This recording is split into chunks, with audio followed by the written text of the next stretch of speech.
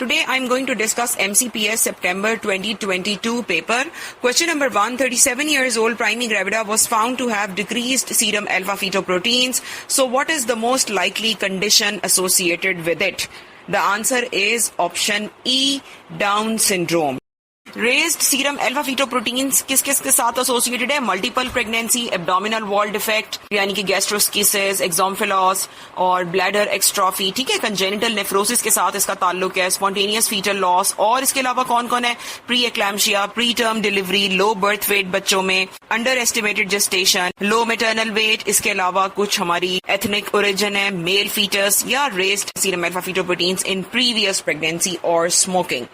Reduced serum alpha fetoproteins, इसमें देख लें कौन कौन से फैक्टर्स आ रहे हैं। डाउन सिंड्रोम, एडवर्ड सिंड्रोम यानी कि trisomy 18, type 1 diabetes, over estimated gestation और इसके अलावा हाई मैटरनल वेट। सो BMI के साथ भी आपने इसको याद रखना है, और ये दोनों रेज्ड भी और लो सीरम अल्फा फीटोप्रोटीन्स दोनों आपने याद रखने हैं। सो यहाँ पे क्या आंसर आ जाएगा? This is down syndrome. Question number 2. 25 years old Primey gravida came for antenatal booking at 9 weeks with report of hemoglobin electrophoresis showing sickle cell trait.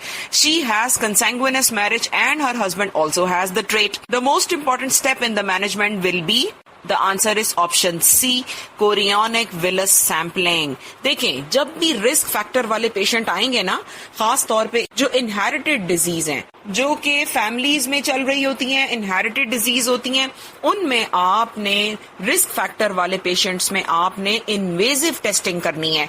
यानी कि आपने या तो CVS करना है, जिसको आप कोरियोनिक विलस सैम्पलिंग कहते हैं, या आपने एमनियोसेंटेसिस करना है। CVS का क्या टाइम होता है? 11 to 13 plus 6 weeks of gestation. लेकिन 10 weeks पे भी CVS कर सकते हैं, बट नॉट बिफोर 10 weeks. उसमें क्या होगा? उसमें लिम्ब रिडक्शन डिफेक्ट का ताल्लुक है, मिसकैरेजेस का ताल्लुक है, और बहुत सारे प्रॉब्लम है, खासतौर पे लिम्ब रिडक्शन डिफेक्ट। इसी तरह एमनियोसेंटेसिस का टाइम होता है 16 to 20 weeks. वैसे एमनियोसेंटेसिस ना पूरी प्रेगनेंसी में कर सकते हैं, अर्ली एमनियोसेंटेसिस भी कर सकते हैं, जैसे कि 14 weeks है, 15 weeks है। अब जैसे थैलेसीमिया है, थैलेसीमिया में अगर वाइफ कैरियर है, हस्बैंड भी कैरियर है, इसका क्या मतलब हुआ? इसका ये मतलब हुआ कि देर आर 1 in 4 चांसेस, यानी कि 25% चांसेस हैं कि फैमिली में थैलेसीमिया मेजर के साथ बच्चा पैदा होगा। सो ऐसी सूरत हाल में भी आपने वो जो ऑन गोइंग प्रेगनेंसी है, करंटली गोइंग, उसमें आपने या तो CVS करना है या एमनियोसेंटेसिस करना है। करते कैसे हैं?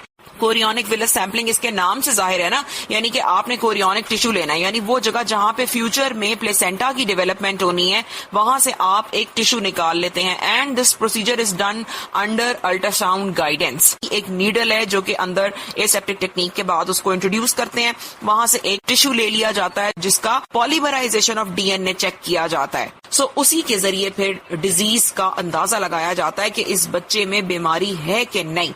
यानी जैसे मैंने थैलेसीमिया की मिसाल दी, तो फिर CVS करके हम देखते हैं कि अच्छा, इस बच्चे को थैलेसीमिया मेजर है या ये थैलेसीमिया ट्रेट है। ट्रेट का मतलब होता है कैरियर।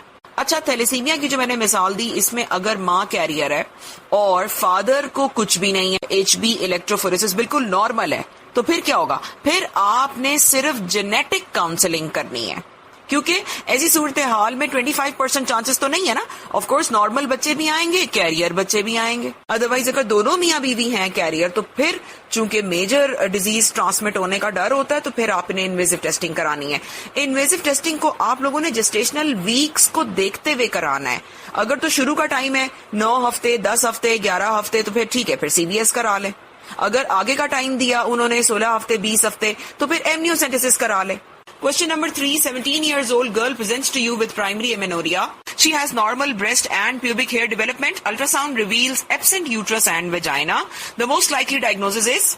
यूजुअली क्या होता है कि आपने कैरियोटाइप भी देखना है और आपने सेकेंडरी सेक्स कैरेक्टर्स भी देखने हैं और अल्ट्रासाउंड की फाइंडिंग्स भी देखनी है। यानी 3 चीजों पे आप डिसाइड करते हैं। मेल कैरियोटाइप के साथ यानी 46XY अगर एक सिनेरियो देते हैं जिसमें यूट्रस और ओवरीज एब्सेंट हैं, जिसमें ब्लाइंड एंडिंग वेजाइना है, और इसके अलावा कोई मैस है जो इंग्वाइनल एरिया में या फ्लैंक्स में महसूस हो रहा है, फील हो रहा है, या एब्डोमिनली पैल्पेट हो रहा है, then this is androgen insensitivity syndrome. अगर वो आपको फीमेल कैरियोटाइप के साथ इसी तरह की चीजें बताते हैं कि ब्लाइंड एंडिंग वेजाइना है, एब्सेंट यूट्रस ओवरीज हैं, या यूं कह लें इन्फेंटाइल हैं, सेकेंडरी सेक्स कैरेक्टर्स ठीक हैं, लेकिन ब्लाइंड एंडिंग वेजाइना है, फिर ये आ जाएगा MRKH यानी कि रॉकी-टेंस्की सिंड्रोम। रॉकी-टेंस्की सिंड्रोम में बजाहिर देखने में बड़ी प्यारी सी फीमेल होगी, उसका ब्रेस्ट भी बना हुआ होगा, वो देखने में औरत लग रही होगी, लेकिन उसमें यूट्रस ओवरीज नहीं होंगे, उसमें ब्लाइंड एंडिंग वेजाइना होगा। इसीलिए तो ऐसी फीमेल्स की जब शादी होती है तो वो फौरी तौर पर डिस्पेरूनिया के साथ कंप्लेंट करते हैं, और आपने जब देखा तो ब्लाइंड एंडिंग वेजाइना था और इसके साथ फीमेल कैरियोटाइप अगर दे दिया यानी कि 46XX, तो फिर तो आपका डायग्नोसिस कंफर्म हो गया। Then this is Rokitansky syndrome, MRKH। MRKH में दूसरा नाम हमारे पास आता है मुलेरियन एजेनेसिस। सो ये भी आपने नाम याद रखना है। सो यहाँ पे इसका आंसर आ जाएगा मुलेरियन एजेनेसिस। इसी तरह मैंने बताया एंड्रोजन इनसेंसिटिविटी, जिसमें मेल कैरियोटाइप होगा, वो आपको सिनेरियो में XY देंगे। इसका मतलब है मुलेरियन एजेनेसिस तो नहीं हो सकता ना अगर मेल कैरियोटाइप दे दिया। बाकी फीचर्स ऑलमोस्ट ऐसे ही हैं। इसी तरह एक और आता है स्वेयर सिंड्रोम। स्वेयर सिंड्रोम वाहिद वो सिंड्रोम है जिसमें पुअर ब्रेस्ट डेवलपमेंट होती है। स्वेयर सिंड्रोम का दूसरा नाम है pure gonadal dysgenesis. Gonadal dysgenesis अपने नाम से जाहिर है। गोनैड्स किसे कहते हैं? ओवरीज और टेस्टिस को। डिसजेनेसिस मींस कि वो ठीक से बने नहीं है। जब गोनैड्स नहीं बनेंगे तो क्या नुकसान होगा? ओवरीज क्या काम करती हैं? ईस्ट्रोजन प्रोजेस्टेरॉन रिलीज करती हैं। ईस्ट्रोजन प्रोजेस्टेरॉन ब्रेस्ट के ऊपर भी एक्ट करते हैं, यूट्रस के ऊपर भी एक्ट करते हैं, एंडोमेट्रियल लाइनिंग ग्रो कर रही होती है, ठीक है ना। इसी तरह तो मेंस्ट्रुअल साइकिल आ रहा होता है। खास तौर पे चूंकि ईस्ट्रोजन ब्रेस्ट की डेवलपमेंट करा रहा होता है, अब चूंकि गोनैड्स नहीं होंगे तो ब्रेस्ट की डेवलपमेंट भी नहीं होगी। So this is called pure gonadal dysgenesis. Gonadal dysgenesis में 2-3 टाइप्स हैं। Mixed gonadal dysgenesis भी होता है, partial gonadal dysgenesis भी होता है। Question number 4, 30 years old woman who is gravida 3 para 2 presented with an ultrasound showing omphalocele and high maternal serum alpha fetoproteins at 30 weeks of gestation. She is anxious to know about the prognosis for the baby. So what will you advise her further for? 30 weeks पे आप क्या कराएंगे एक ऐसे patient में जिसमें पहले ही ओम्फेलोसील पता चल गया और इसके अलावा मैटरनल सीरम अल्फा फीटोप्रोटीन्स भी रेज्ड आ गए हैं? The answer is option C, karyotype.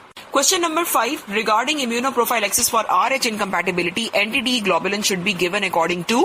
The answer is option A, Kleihauer-Betke test after delivery. बाकी ऑप्शंस भी देख लेते हैं. Postnatally if baby is RH negative, नहीं, ये बात तो ठीक नहीं है ना. RH negative मदर को आप तब एंटी-डी देते हैं जब postnatally बेबी का ब्लड ग्रुप RH पॉजिटिव होता है. आगे उन्होंने कहा option B, after spontaneous complete abortion at 8 weeks. नहीं, स्पॉन्टेनियस अबॉर्शन में हम नहीं देते.